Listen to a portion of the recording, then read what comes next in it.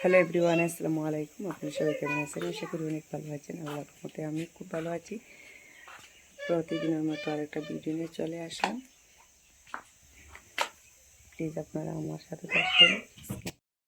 Good morning জানিয়ে সবাইকে আজকের ভিডিওটা শুরু করতে যাচ্ছি। দেখো এখানে বাইরে সকালে চাটা বানিয়ে নিচ্ছে। আমার তো সকালে হোক দুপুরে হোক সন্ধ্যা পরে আমি চা পাগল একজন মানুষ বলতে পারেন। এত চা আমার চা লাগবেই লাগবে। আমি চা না হলে দিনটা তো শুরুই হবে না। আজকে কারেন্টে নেই, গ্যাসও নেই।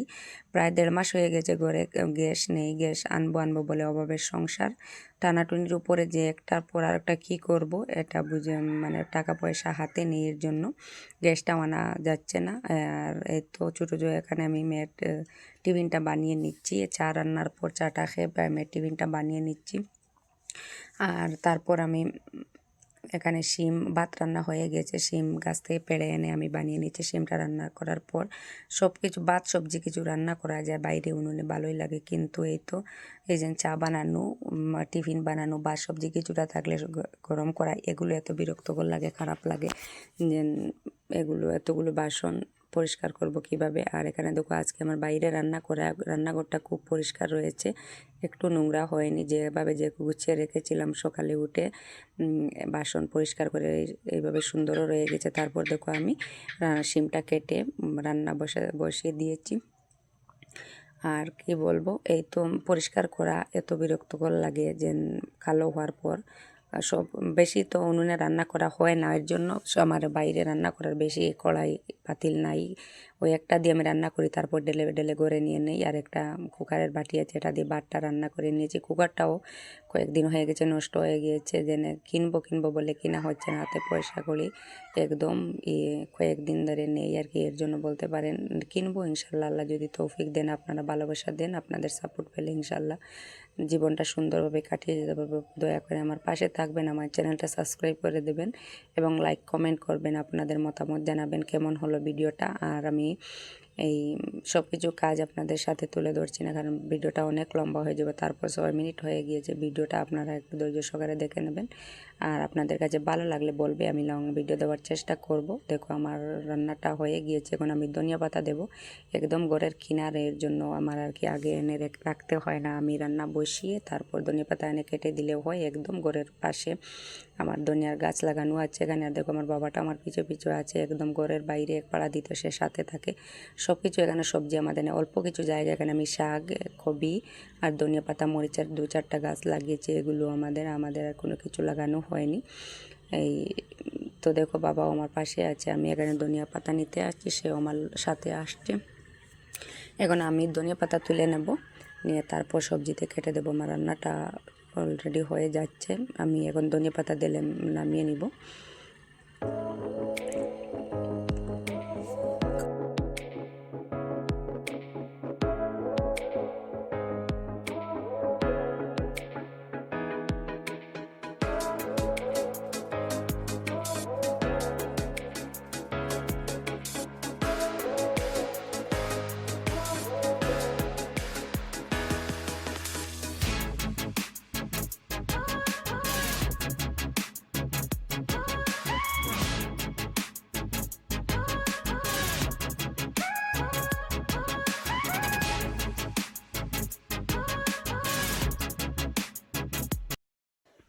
এখানে বসে বসে আমি ধনিয়া পাতাটা পরিষ্কার করে নিচ্ছি, আর আমি একটু জাল দিয়ে দিচ্ছি সবজিটা। আর একটু জাল হয়ে গেলে আমার সবজিটা হয়ে যাবে। দেখো আমি এই কড়াইটার থেকে আমি আরেকটা কড়াইয়ে ঢেলে নিচ্ছি। তারপর ঘরে নিলে কী হয়ে ছাইয়ালা কড়াইটা নিচে কালি লেগে যায়, সব কালো হয়ে যায়।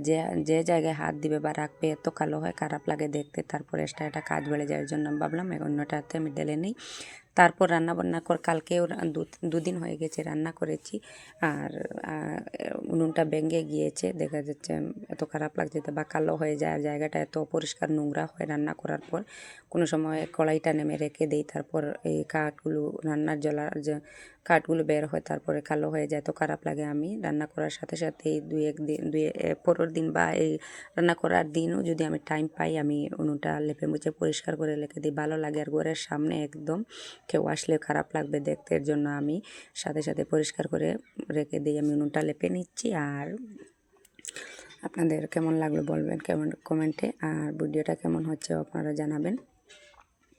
তারপর আমার সাথে আমার মেয়েটা দেখো লেপছে, স্কুল যেদিন ছুটি থাকে কী করবো, দুষ্টামি দেখো আমি বলছি হাতে পায়ে চুলে একদম পাক দিয়ে একদম ভরে নিচ্ছে, এত খারাপ লাগছে যে সেও লেপে আমার সাথে বলছে, আমি যত বাধা দিলাম না মানলো না, সে লেপেও লেপছে। আমি তার সাথে ওটাও একটা ভিডিও করে নিচ্ছি। তারপর দেখো আবার একটু জায়গা রয়ে গিয়েছিলো সেটাও আমি লেপে নিচ্ছি। তারপর আপনার লেপার পর পুরো রান্নাঘরটা দেখিয়ে দিলাম। ঠিক আছে, আজকে এখানে বিদায় নিচ্ছি, পরবর্তী ভিডিওতে দেখা হবে। আল্লাহ হাফিজ।